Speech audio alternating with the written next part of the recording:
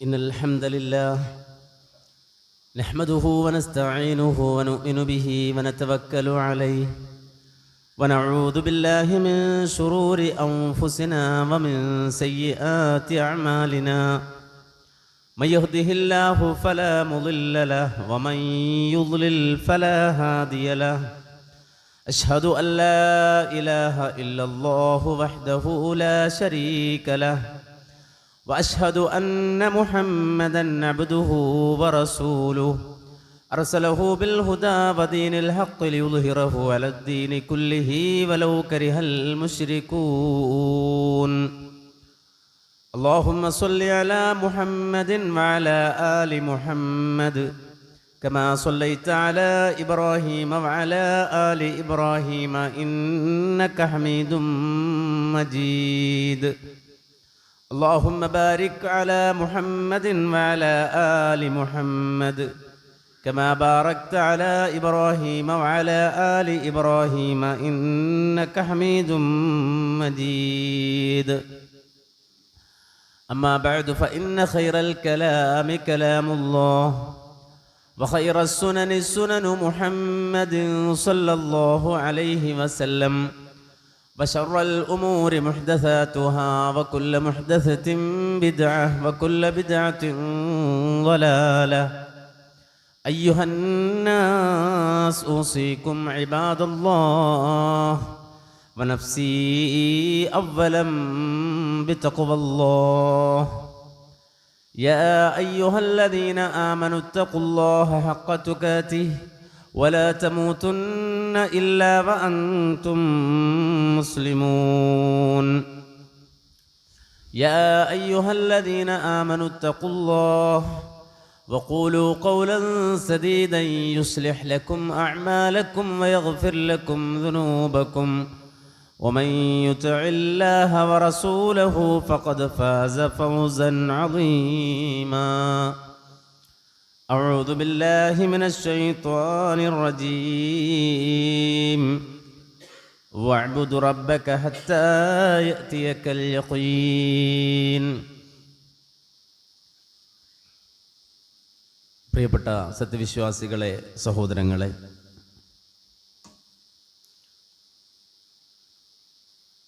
അള്ളാഹുവിൻ്റെ വിധിവിലക്കുകൾക്ക് വിധേയരായി ജീവിതത്തിൻ്റെ സകല മേഖലകളിലും അള്ളാഹുവിനെ സൂക്ഷിച്ച് തഖ്വയുള്ളവരായി ജീവിക്കണമേ എന്ന് ആദ്യം എന്നെയും പിന്നെ നിങ്ങളെ ഓരോരുത്തരെയും ഉപദേശിക്കുന്നു, വസീയത്ത് ചെയ്യുന്നു. റഹ്മാനായ റബ്ബ് നമുക്കതിനുള്ള തൗഫീഖ് നൽകി അനുഗ്രഹിക്കുമാറാകട്ടെ. വളരെ പവിത്രമായ പുണ്യമായ ഒരു മാസം നമ്മിൽ നിന്ന് വിട പറഞ്ഞതിനു ശേഷമുള്ള ആദ്യത്തെ ജുമുഅയിലാണ് നാം പങ്കെടുക്കുന്നത്. വലിയ ദൗത്യങ്ങൾ നമ്മെ ഏൽപ്പിച്ചുകൊണ്ടാണ് പരിശുദ്ധമായ മാസം നമ്മിൽ നിന്ന് വിട പറഞ്ഞു പോയത്. അവശേഷിക്കുന്ന ജീവിതം ഏതെല്ലാം രൂപത്തിലാണ് ക്രമീകരിക്കേണ്ടതെന്നും നമ്മുടെ ജീവിതത്തിൽ നാം നിർവഹിക്കേണ്ട ഉത്തരവാദിത്തങ്ങളും ബാധ്യതകളും എത്ര വലുതാണെന്നും നമ്മെ ഓർമ്മിപ്പിച്ചുകൊണ്ടാണ് പുണ്യ റമദാൻ നമ്മിലേക്ക് കടന്നു വന്നതും വളരെ വേഗത്തിൽ നമ്മിൽ നിന്ന് യാത്ര പറഞ്ഞു പോയതും. പുണ്യമാസം വന്നുപോയതിനു ശേഷം പൊതുസമൂഹം 3 തരക്കാരായി മാറ്റപ്പെട്ടിട്ടുണ്ട്. 3 വിഭാഗം ആളുകളായി നാം മാറിയിട്ടുണ്ട്. അതിൽ ഒരു വിഭാഗം അവരിലേക്ക് പുണ്യമായ റമദാൻ മാസം കടന്നു വരുന്നതിന് മുമ്പ് അവരെങ്ങനെയായിരുന്നു? ലം യതഗയ്യർ മിൻഹു, ഒരു മാറ്റവും അവരിൽ സംഭവിക്കാതെ, ഒരു സ്വാധീനവും അവരിൽ റമദാൻ ചെലുത്താതെ ശഅബാനിൽ എങ്ങനെയായിരുന്നു അങ്ങനെ തന്നെയാണ് ശവ്വാലിലും അവരുള്ളത്. അവരെ സംബന്ധിച്ചാണ് ഹബീബുൽ വറ മുഹമ്മദുർ റസൂലുള്ളാഹി സ്വല്ലല്ലാഹു അലൈഹി വസല്ലമ വിശദീകരിച്ചത് നാം മുമ്പ് മനസ്സിലാക്കിയതുപോലെ വറഖിമ അൻഫു റജുലിൻ ദഖല അലൈഹി റമളാനു സുമ്മ സലഹ ഖബ്ല അൻ യുഗ്ഫറ ലഹു. ഒരു മാറ്റവും അവനിലുണ്ടായില്ല. അവൻ്റെ ജീവിതത്തിൽ അടിഞ്ഞുകൂടിയ അവൻ്റെ ഹൃദയത്തെ ബാധിച്ച പാപക്കറകളൊന്നും കഴുകി വൃത്തിയാക്കാൻ അവന് കഴിഞ്ഞില്ല. ആ മലീമസമായ ജീവിതം തന്നെയാണ് അവൻ തുടർന്നു പോരുന്നത്. എങ്കിൽ അവൻ തുലഞ്ഞു പോകട്ടെ, അവൻ്റെ മൂക്ക് നിലംപതിക്കട്ടെ എന്നാണ് ഹബീബുൽ വറ മുഹമ്മദുർ റസൂലുള്ളാഹി സ്വല്ലല്ലാഹു അലൈഹി വസല്ലമ ജിബ്രീലിൻ്റെ പ്രാർത്ഥനയായി നമുക്ക് പഠിപ്പിച്ചു തന്നത്. ജീവിതം തുലഞ്ഞവനവനാണ്, ഒന്നും നേടാൻ കഴിയാതെ പോയ ഹതഭാഗ്യനവനാണ്. ഒരു മാറ്റവും വരുത്താൻ കഴിയാതെ പോയ ഹതഭാഗ്യരിൽ ഒരു വിഭാഗം ആളുകൾ അവരാണ്. രണ്ടാമത്തെ വിഭാഗം, അവരെ സംബന്ധിച്ചിടത്തോളം കാന യത്ലുൽ ഖുർആന സുമ്മ ഹജറ.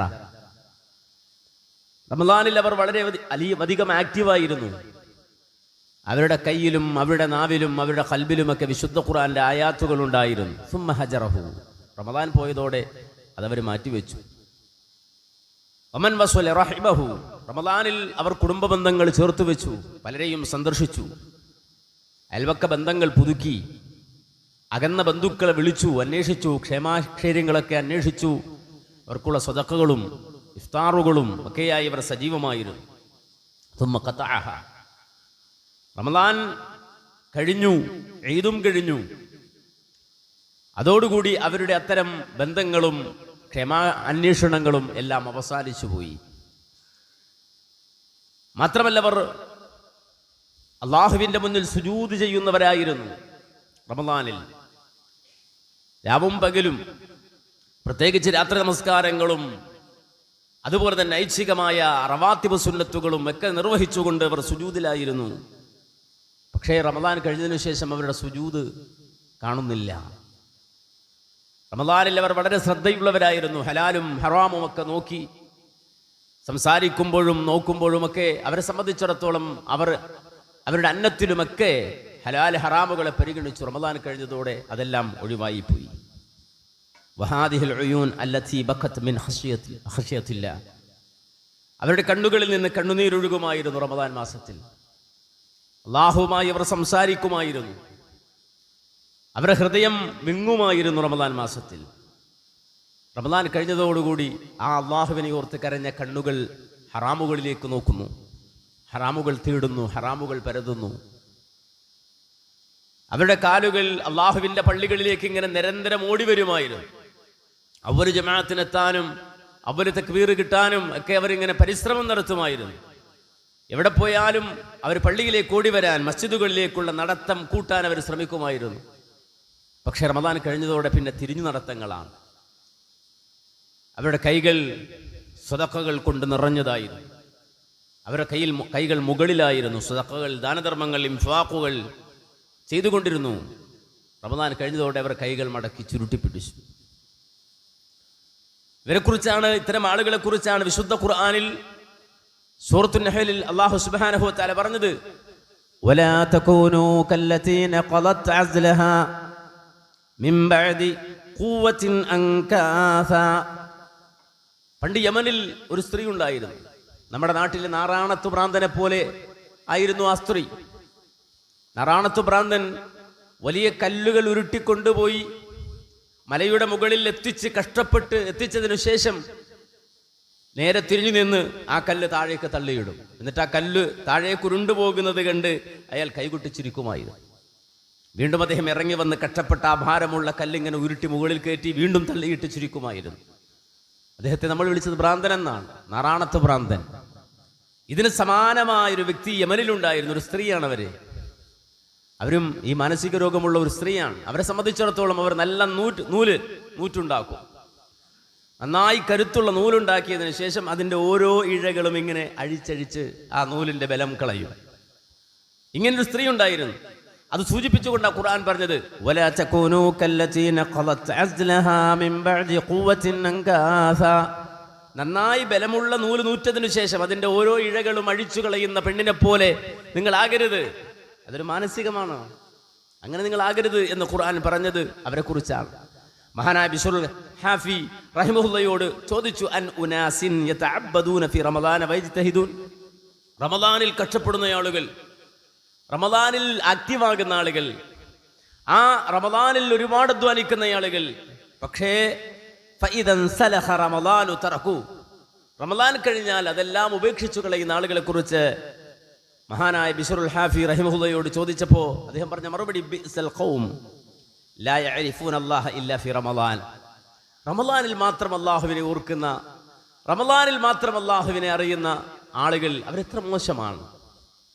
അല്ലാഹുവിനെ സംബന്ധിച്ചിടത്തോളം അവനുമായുള്ള ബന്ധം റമളാനിൽ മാത്രം ഉണ്ടാകേണ്ടതല്ലല്ലോ. റമളാൻ അത് കൂടുതൽ നമുക്ക് കരുത്തു തരുന്നു, കൂടുതൽ അവശേഷിക്കുന്ന ജീവിതം ആ ബന്ധം നിലനിർത്തുവാനുള്ള കരുത്തു തരുന്നു എന്നല്ലാതെ റമളാനിൽ മാത്രമാണോ നമ്മുടെ റബ്ബുമായി നമുക്ക് ബന്ധമുണ്ടാകേണ്ടത്? ബിഅ്സൽ ഖൗം ലാ യഅരിഫൂന അല്ലാഹ ഇല്ലാ ഫി റമളാൻ. റമളാനിൽ മാത്രം അല്ലാഹുവിനെ അറിയുന്ന ജനത എത്ര മാത്രം മോശമായൊരു ജനതയായിരിക്കും എന്ന്. അപ്പൊ ഇത്തരം ഒരു വിഭാഗം ആളുകളുണ്ട് മനുഷ്യരുടെ കൂട്ടത്തിൽ. റമളാൻ കഴിഞ്ഞതിനു ശേഷം എല്ലാം ഉപേക്ഷിച്ചു പോയ, റമളാനിന്റെ എല്ലാ ചൈതന്യങ്ങളും കെട്ടുപോയ, വീണ്ടും പഴയതിലേക്ക് തന്നെ നടന്നുപോയ, ഉറപ്പായി നൂലുനൂറ്റതിനു ശേഷം അതിൻ്റെ ഓരോ ഇഴകളും അഴിച്ചു കളയുന്ന പെണ്ണിനെ പോലെയാകുന്ന ഒരു സംഘം ആളുകളുണ്ട്. എന്നാൽ മൂന്നാമതൊരു വിഭാഗമുണ്ട്. അവരെ സംബന്ധിച്ചിടത്തോളം ഖുർആൻ അവരെ പറ്റി പറഞ്ഞില്ലേ, ഇന്നല്ലദീന ഹും മിൻ ഖശിയതി റബ്ബിഹിം മുശ്ഫിഖൂൻ വല്ലദീന ഹും ബിആയാതി റബ്ബിഹിം യുഅ്മിനൂൻ വല്ലദീന ഹും ബിറബ്ബിഹിം ലാ യുശ്രികൂൻ والذين يؤتون ما آتوا وقلوبهم وجلة أنهم إلى ربهم راجعون أولئك يسارعون في الخيرات وهم لها سابقون. അള്ളാഹുവിനെ ഭയപ്പെടുന്ന ഒരു സംഘം ആളുകൾ, അള്ളാഹുവിൻ്റെ ആയാത്തുകളിൽ അചഞ്ചലമായി വിശ്വസിക്കുന്ന ഒരു സംഘം ആളുകൾ, ഒരു അംശം പോലും ശിർക്ക് വെച്ച് പുലർത്താത്ത പക്കാ മുഅ്മിനുകളായ മുവഹിദുകളായ ആളുകൾ, അല്ലാഹു സുബ്ഹാനഹു വ തആല അവർക്ക് നൽകിയതിൽ നിന്ന് കൊടുത്തുകൊണ്ടിരിക്കുന്ന ആളുകൾ. പക്ഷെ ഇതൊക്കെ ചെയ്യുമ്പോഴും വഖുലൂബുഹും വജ്ലത്തുൻ, അവരുടെ ഹൃദയം ഇങ്ങനെ വിറച്ചുകൊണ്ടിരിക്കും എന്ന് ഖുർആൻ പറഞ്ഞില്ലയോ? അവരിതെല്ലാം ചെയ്യുന്നുണ്ട്, ആ സന്ദർഭത്തിലും അവരുടെ ഖൽബ് വിറക്കുമെന്ന് പറഞ്ഞപ്പോ ആയിഷ ബീവി ചോദിച്ചില്ലേ, അഹുമുല്ലദീന യശ്റബൂനൽ ഖംറ വയസ്രിഖൂന, നബി അവർ മദ്യപാനികളായിരുന്നോ, അവർ മോഷ്ടാക്കളായിരുന്നോ നബിയെ? എന്തുകൊണ്ടാണ് അവരുടെ ഖൽബിങ്ങനെ ഈ നന്മകളൊക്കെ ചെയ്തിട്ടും പിടക്കുന്നത് എന്ന് ചോദിച്ചപ്പോ അള്ളാഹുവിന്റെ റസൂൽ പറഞ്ഞു കൊടുത്തില്ലേ, ലാ യാ ബിൻത സിദ്ദീഖ്, സിദ്ദീഖിന്റെ മകളെ, അവർ മദ്യപാനികളല്ല, അവർ വ്യഭിചാരികളല്ല.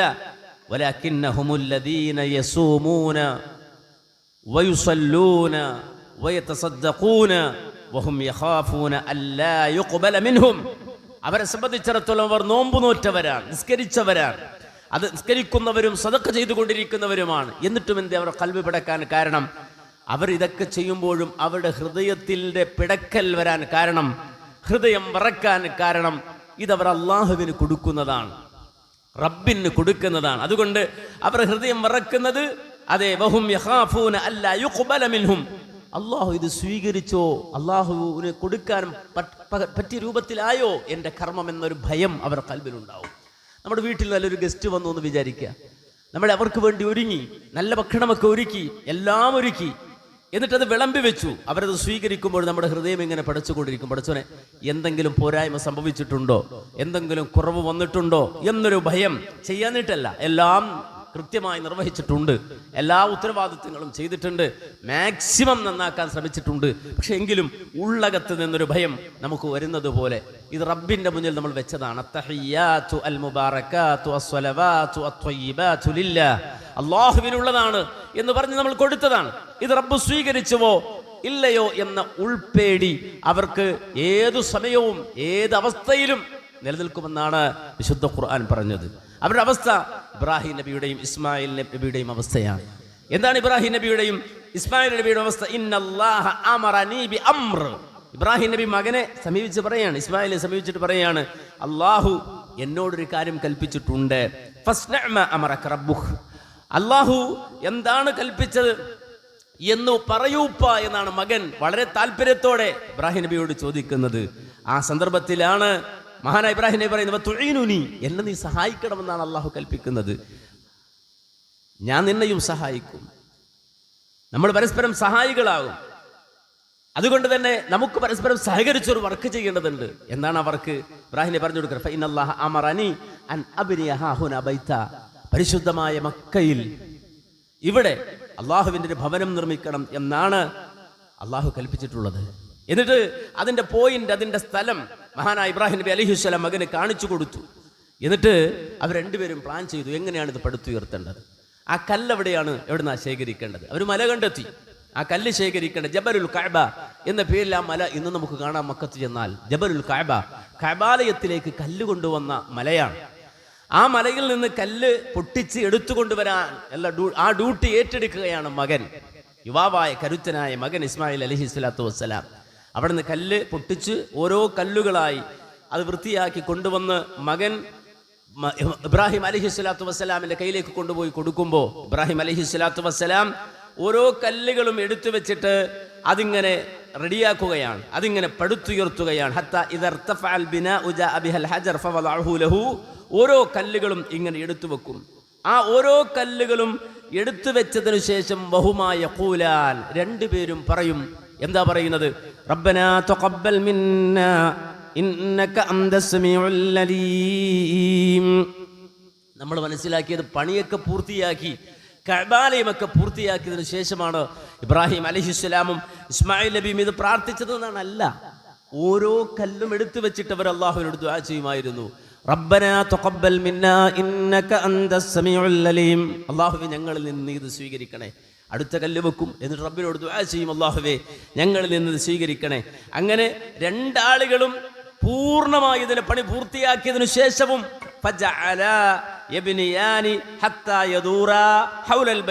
അത് രണ്ടും പൂർത്തിയാക്കി കല്ലെല്ലാം കെട്ടി കഅബയുടെ പണി പൂർത്തിയാക്കി പിന്നെ അതിനെ ചുറ്റി സഞ്ചരിച്ചു കൊണ്ടിരിക്കാൻ നോക്കുകയാണ്. എന്തെങ്കിലും കേടുണ്ടോ, എവിടെയെങ്കിലും കുറവുണ്ടോ, എവിടെയെങ്കിലും വൃത്തികേടുണ്ടോ, എന്തെങ്കിലും ശരിയാകാനുണ്ടോ, ഇങ്ങനെ രണ്ടുപേരും നോക്കി നടക്കുമ്പോഴും അവർ പറഞ്ഞുകൊണ്ടിരുന്നു, റബ്ബനാ തഖബ്ബൽ മിന്നാ ഇന്നക അൻതസ് സമീഉൽ അലീം.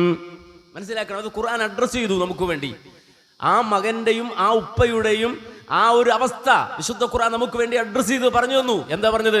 വഇദ് യർഫഉ ഇബ്രാഹീമുൽ ഖവാഇദ മിനൽ ബൈത്തി വഇസ്മാഈൽ റബ്ബനാ തഖബ്ബൽ മിന്നാ ഇന്നക അൻതസ് സമീഉൽ അലീം റബ്ബനാ വജഅൽനാ മുസ്ലിമൈനി ലക വമിൻ ദുർരിയ്യതിനാ ഉമ്മതൻ മുസ്ലിമതൻ ലക വഅരിനാ മനാസികനാ വതുബ് അലൈനാ ഇന്നക അൻതത് തവ്വാബുർ റഹീം. ഓരോ നോമ്പ് നോറ്റ് പരിശുദ്ധമായ റമദാനിൽ ജീവിച്ച് ജീവിതത്തിലേക്ക് തിരിച്ചു വന്ന ഓരോ മനുഷ്യരും ഈ ദുആയാണ് യഥാർത്ഥത്തിൽ ഇപ്പോൾ നടത്തേണ്ടത്. എന്താ പറയുന്നത്? അവർ എന്താ ദുആ ചെയ്തത്? കഅബാലയത്തിന്റെ പണിയൊക്കെ പൂർത്തിയാക്കിയതിനു ശേഷം അവർ പറയാണ്, റബ്ബനാ തഖബ്ബൽ മിന്നാ ഇന്നക അൻതസ് സമീഉൽ അലീം റബ്ബനാ വജഅൽനാ മുസ്ലിമൈനി ലക വമിൻ ദുർരിയ്യതിനാ ഉമ്മതൻ മുസ്ലിമതൻ ലക വഅരിനാ മനാസികനാ വതുബ് അലൈനാ ഇന്നക അൻതത് തവ്വാബുർ റഹീം. അല്ലാഹുവേ, ഞങ്ങളിൽ നിന്ന് നീ ഇത് ഖബൂലാക്കണേ, നീ സ്വീകരിക്കണേ. നീ എല്ലാം കേൾക്കുന്നവനും അറിയുന്നവനുമാണ്. മാത്രമല്ല, റബ്ബനാ വജഅൽനാ മുസ്ലിമൈനി ലക, അല്ലാഹുവേ എന്നെയും എൻ്റെ മകനെയും നിനക്ക് പൂർണ്ണമായി സമർപ്പിക്കുന്ന മുസ്ലിമാക്കി മാറ്റണേ അല്ലാഹ്. ഇബ്രാഹിം നബി ഇസ്മായിൽ നബിയും പ്രാർത്ഥിക്കുകയാണ്. എങ്ങനെയാ പ്രാർത്ഥിക്കുന്നത്? റബ്ബനാ വജഅൽനാ മുസ്ലിമൈനി ലക. നമ്മളൊക്കെ ഇപ്പോൾ ഉറപ്പിച്ച് നിൽക്കുകയാണ്. നമ്മളൊക്കെ ഏത് സർട്ടിഫിക്കറ്റ് കിട്ടിയാലും എഴുതി ഒപ്പിട്ട് കൊടുക്കുക, മുസ്ലിമാണ്, ഞാൻ മുസ്ലിമാണ്, ഉറപ്പിച്ചിരിക്കുകയാണ്. മനസ്സിലാക്കണം സുഹൃത്തുക്കളെ, അത് അള്ളാഹുവിൻ്റെ മുന്നിൽ അള്ളാഹുവിൻ്റെ രജിസ്റ്ററിൽ മുസ്ലിമായി നമ്മൾ രേഖപ്പെടുത്തപ്പെട്ടിട്ടുണ്ടോ നമുക്കറിയോ? റബ്ബിൻ്റെ രജിസ്റ്ററിൽ അള്ളാഹു സുബ്ഹാനഹു വ തആല നമ്മളെ മുസ്ലിമായി സ്വീകരിച്ചിട്ടുണ്ടോ നമുക്കറിയോ? അള്ളാഹു ആ രൂപത്തിൽ നമ്മൾ സ്വീകരിക്കുമാറാകട്ടെ. ഇബ്രാഹിം നബിയും ഇസ്മായിൽ നബിയും കഅബ പണിതതിനു ശേഷം, വിശുദ്ധമായ കഅബാലയം പണിതതിനു ശേഷം റബ്ബിനോട് ദുആ ചെയ്യണം, റബ്ബനാ വജഅൽനാ മുസ്ലിമൈനി ലക, അല്ലാഹുവേ ഞങ്ങൾ രണ്ടുപേരെയും മുസ്ലിങ്ങളായി നീ രജിസ്റ്റർ ചെയ്യണേ അല്ലാഹ്, നീ സ്വീകരിക്കണം, മുസ്ലിങ്ങളായി ഞങ്ങളെ മുസ്ലിങ്ങളാക്കി തരണം. ഞങ്ങളെ മാത്രമല്ല വമിൻ ദുർരിയ്യതിനാ, ഞങ്ങളുടെ മക്കളെയും ഉമ്മതൻ മുസ്ലിമതൻ ലക, അല്ലാഹുവേ നിനക്ക് സമർപ്പിക്കുന്ന മുസ്ലിങ്ങളായി ഞങ്ങളുടെ അനന്തരഗാമികളെയും നീ സ്വീകരിക്കണേ അല്ലാഹ്. വഅരിനാ മനാസികന, ഞങ്ങൾ നിർവഹിക്കേണ്ട ഇബാദത്തുകൾ, ആരാധനാകർമ്മങ്ങൾ ഞങ്ങൾക്ക് നീ ബോധ്യപ്പെടുത്തി ഞങ്ങളുടെ കൽബിൽ യഖീനും അറിവും തരണേ അല്ലാഹ്. വതുബ് അലൈനാ, ഞങ്ങളുടെ പശ്ചാത്താപം നീ സ്വീകരിക്കണേ അല്ലാ. ഇന്നക അന്തത് തവ്വാബുർ റഹീം, നീ അങ്ങേറ്റം പശ്ചാത്താപം സ്വീകരിക്കുന്നവനാണ്, അങ്ങേറ്റം കരുണ ചെയ്യുന്നവനുമാണ്. ഈ ഒരു ദുആ ആണ് യഥാർത്ഥത്തിൽ പരിശുദ്ധമായ റമദാൻ കഴിഞ്ഞ ശേഷം നമുക്ക് വേണ്ടത്. ഇസ്ലാമിൽ മുസ്ലിങ്ങളായി അള്ളാഹുവേ ഞങ്ങളെയും ഞങ്ങളുടെ മക്കളെയും ഉറപ്പിച്ചു നിർത്തി തരണേ എന്ന്. കാരണം നമ്മൾ പലപ്പോഴും ദീൻ വിട്ടുപോയി, പലയിടത്തും പേര് മാത്രമായി നമ്മളറിയാതെ നമ്മളെ പലരും ദീനിൽ നിന്ന് ഇസ്ലാമിൽ നിന്ന് അകന്നുപോയി. നമ്മുടെ പല ആചാരവും ഇസ്ലാമിൻ്റെതല്ല, നമ്മുടെ പല അനുഷ്ഠാനവും ഇസ്ലാമിൻ്റെതല്ല, നമ്മുടെ വേഷവിധാനങ്ങളിൽ പലതും ദീനിൻ്റെതല്ല, ദീൻ വിലക്കിയതാണ്, ദീൻ എതിർത്തതാണ് പലതും. നമ്മുടെ വീടുകളിൽ, വീടകങ്ങളിൽ, നമ്മുടെ ഉമ്മമാരിൽ, നമ്മുടെ സഹോദരിമാരിൽ, നമ്മുടെ മക്കളിൽ, നമ്മുടെ സഹോദരങ്ങളിൽ ഒരിക്കലും ഒരു മുസ്ലിമിന് പാടില്ലാത്തത് നമ്മുടെ വീടകങ്ങളിൽ പോലും നടക്കുകയാണ്. അതുകൊണ്ട് റബ്ബിനോട് നിരന്തരം പ്രാർത്ഥിക്കണം, അല്ലാഹുവേ ഞങ്ങളെയും ഞങ്ങളുടെ അനന്തരഗാമികളെയും മുസ്ലിങ്ങളാക്കി ഉറപ്പിച്ചു നിർത്തി അവസാനം വരെ അങ്ങനെ ആക്കണേ എന്ന് പ്രാർത്ഥിച്ചു കൊണ്ടിരിക്കണം. റമദാൻ നമുക്ക് നല്ല ശീലങ്ങൾ തന്നു, റമദാൻ നമുക്ക് ഒരുപാട് നന്മകൾ തന്നു. അതുകൊണ്ട് തന്നെ അള്ളാഹുവിനെ ശുക്ർ ചെയ്ത് തുടരുക. ഇബാദുൻ ഷാകിറൂൻ റബ്ബാനിയൂൻ ലാ റമളാനിയൂൻ, അള്ളാഹുവിന് നന്ദി ചെയ്യുന്ന അടിയാറുകൾ. ഇബാദുൻ ഷാകിറൂൻ, അള്ളാഹുവിന് നന്ദി ചെയ്യുന്ന അടിയാറുകൾ, അഥവാ റബ്ബാനിയൂൻ, അള്ളാഹുവിന് വേണ്ടി റബ്ബിന് വേണ്ടി നിലകൊള്ളുന്ന റബ്ബാനികളായ ആളുകൾ. ലാ റമളാനിയൂൻ, റമളാനികളായി പോകരുത്. റമളാനികൾ, ആ റമളാനിന്റെ ആളുകൾ, ആ റമളാനിൽ മാത്രമുള്ളവർ അല്ല, നേരെ മറിച്ച് നമ്മൾ റബ്ബാനികളാണ്, അള്ളാഹുവിന് വേണ്ടി നിലകൊള്ളുന്നവരാണ്. കാരണം നമ്മെ സംബന്ധിച്ചിടത്തോളം കൊടുക്കാനേ കഴിയുള്ളൂ, റബ്ബിന് കൊടുക്കാനേ കഴിയുള്ളൂ. നമ്മൾ ചെയ്ത അമലുകളൊന്നും വലുതല്ല, നമ്മൾ അങ്ങനെ കരുതരുത്. ലാ തുസക്കു അൻഫുസക്കും, ഖുർആൻ പറഞ്ഞു നിങ്ങൾ വലിയ മേന്മ അല്ലെങ്കിൽ നേടിയവരായി ഒരിക്കലും നിങ്ങളെ കാണണ്ട, ഒരിക്കലും കാണണ്ട. നിങ്ങളുടെ അമലുകൾ കൊണ്ടൊന്നും നിങ്ങൾക്ക് സ്വർഗത്തിലെത്താൻ കഴിയില്ല, കാര്യം അത്രയും ചെയ്യാൻ നിങ്ങൾക്ക് കഴിയില്ല. നിങ്ങളുടെ അമലുകൾ നിങ്ങളെ സ്വർഗത്തിലെത്തിക്കും നിങ്ങൾ തെറ്റിദ്ധരിക്കല്ല, കാര്യം അതിന് മാത്രം നിങ്ങൾക്ക് ചെയ്യാൻ കഴിയില്ല എന്നാണ് അതിന്റെ അർത്ഥം.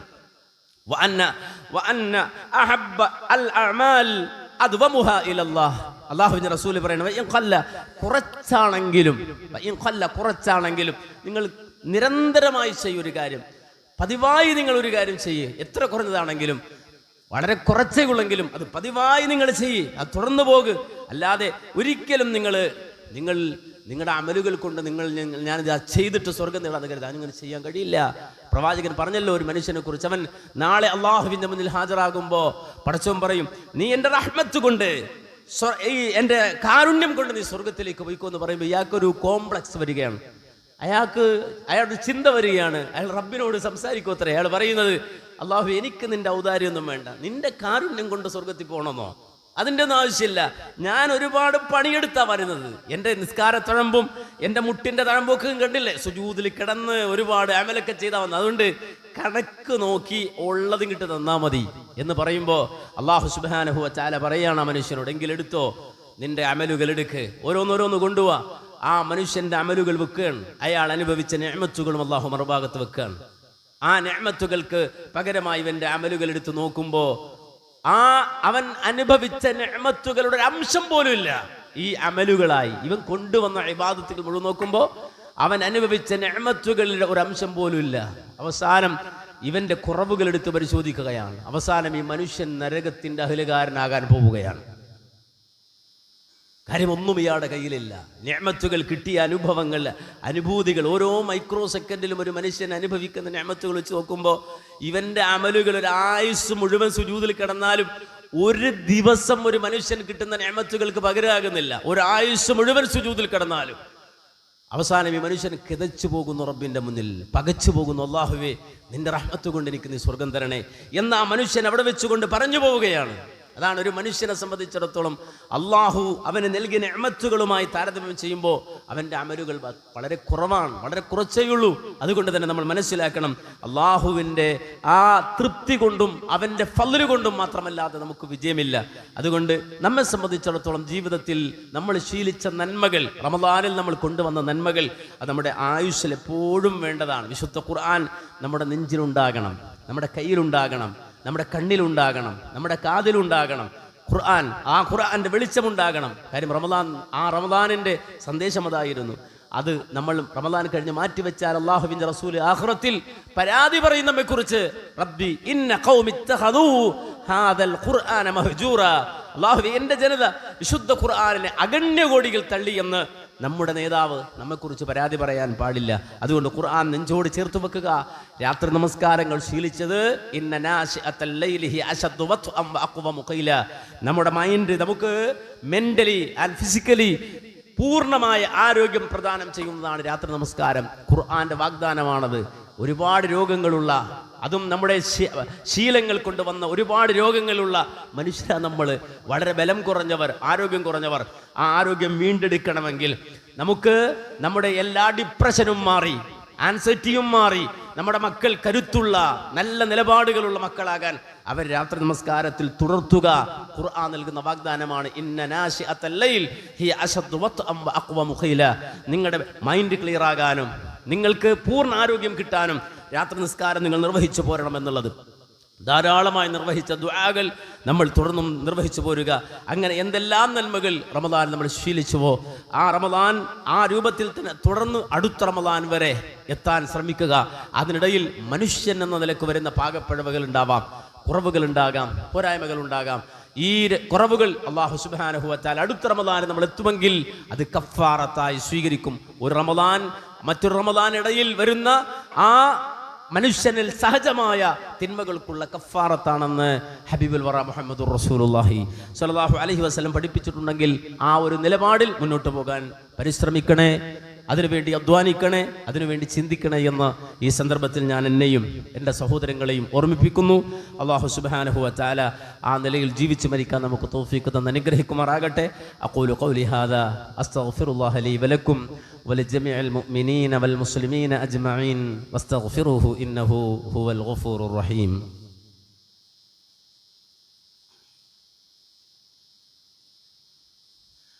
ഇന്നൽ ഹംദലില്ലാഹ് വസ്സലാത്തു വസ്സലാമു അലാ അശ്റഫി റസൂലില്ലാഹ് വഅലാ ആലിഹി വസ്വഹ്ബിഹിൽ ഫായിസീന ബിറിദല്ലാഹ് അമ്മാ ബഅദ്.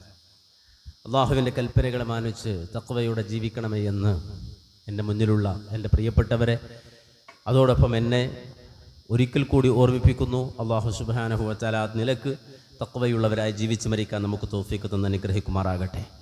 വലിയ ബാധ്യതകളാണ് നമ്മുടെ മുന്നിലുള്ളത്. വലിയ ബാധ്യതകളെന്ന് പറയുമ്പോൾ നമ്മെ സംബന്ധിച്ചിടത്തോളം ഏത് നിലയിൽ നോക്കിയാലും വലിയ പരീക്ഷണങ്ങളുടെ നടുവിലാണ് നമ്മൾ ജീവിച്ചു കൊണ്ടിരിക്കുന്നത്.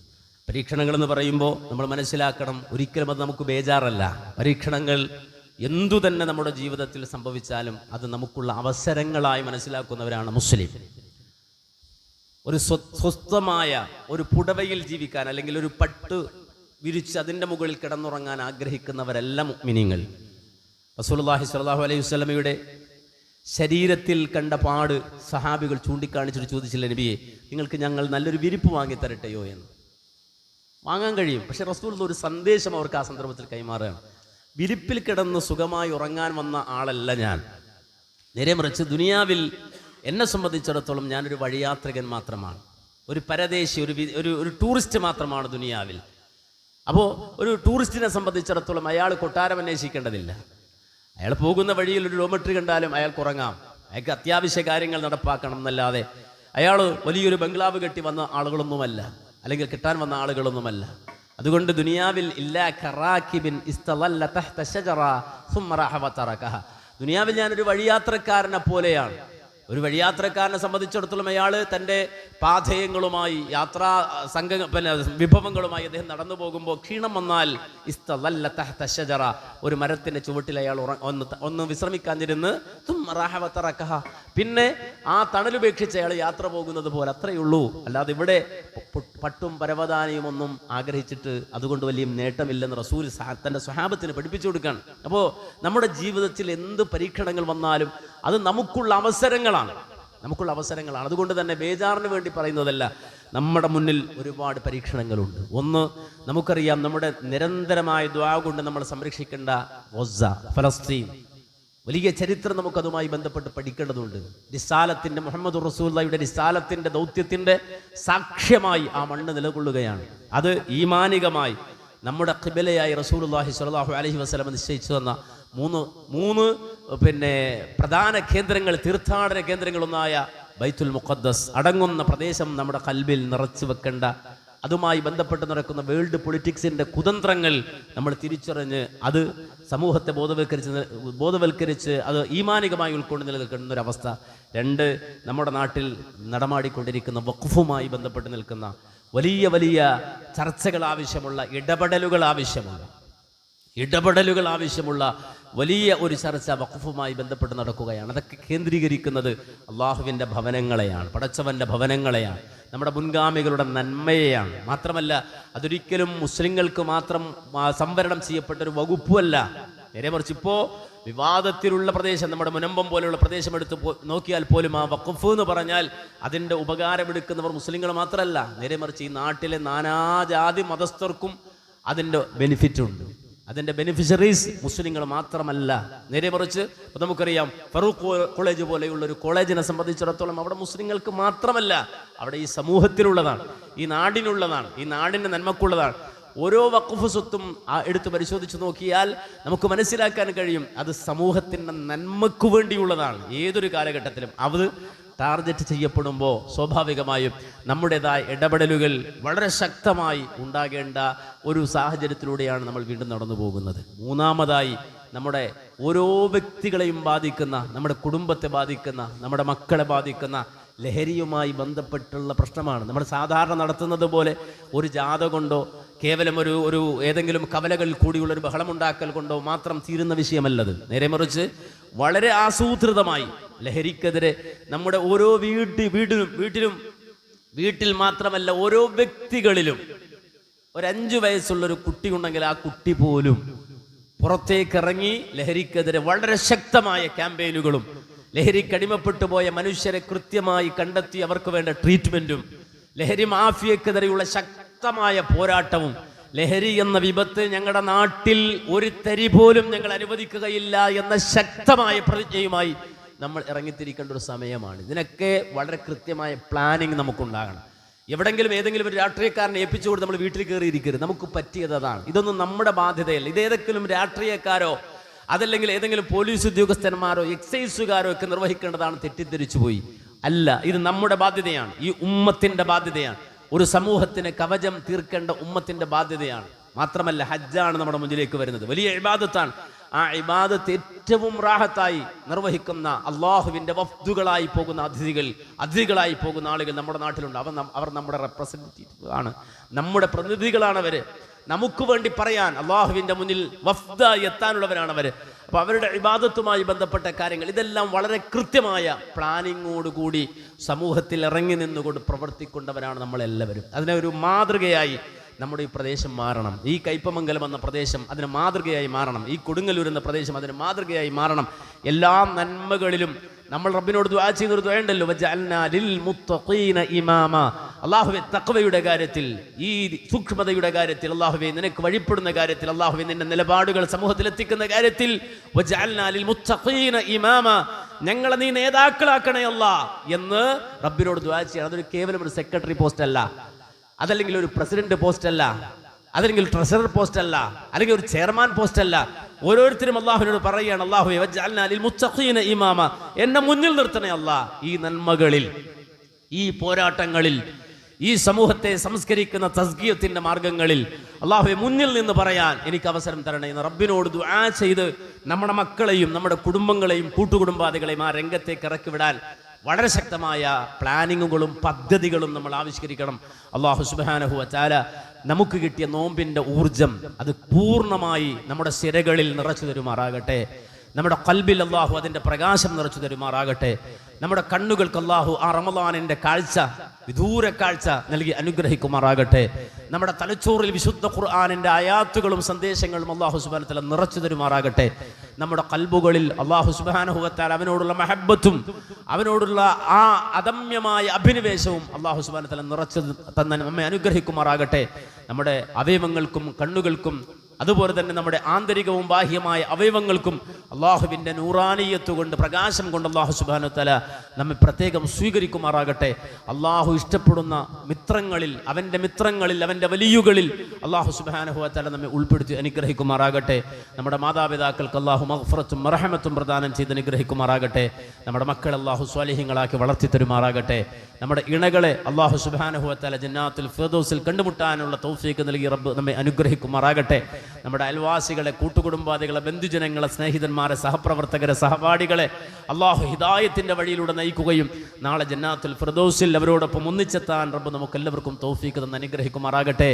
ജീവിത പരീക്ഷണങ്ങളായ കടങ്ങൾ, ദുരിതങ്ങൾ, കഷ്ടതകൾ, രോഗങ്ങൾ, എല്ലാവിധ പ്രതിസന്ധികളും അള്ളാഹു നീക്കി ഹൈറായ ബറക്കത്തുള്ള ജീവിതം തന്ന് റാഹത്തായ മരണം വരിക്കുന്ന മുത്തക്കുകളിൽ അള്ളാഹു നമ്മെ എവരെയും ഉൾപ്പെടുത്തി അനുഗ്രഹിക്കുമാറാകട്ടെ. ربنا آتنا في الدنيا حسنة وفي الآخرة حسنة وقنا عذاب النار. اللهم اغفر المؤمنين والمؤمنات والمسلمين والمسلمات الأحياء منهم والأموات إنك مجيب الدعوات وقاضي الحاجات. اللهم أجرنا من النار، اللهم أجرنا من النار، اللهم أجرنا وأجر والدنا من النار. ربنا اغفر لنا ولإخواننا الذين سبقونا بالإيمان ولا تجعل في قلوبنا غلا للذين آمنوا. ربنا إنك رؤوف رحيم والحمد لله رب العالمين.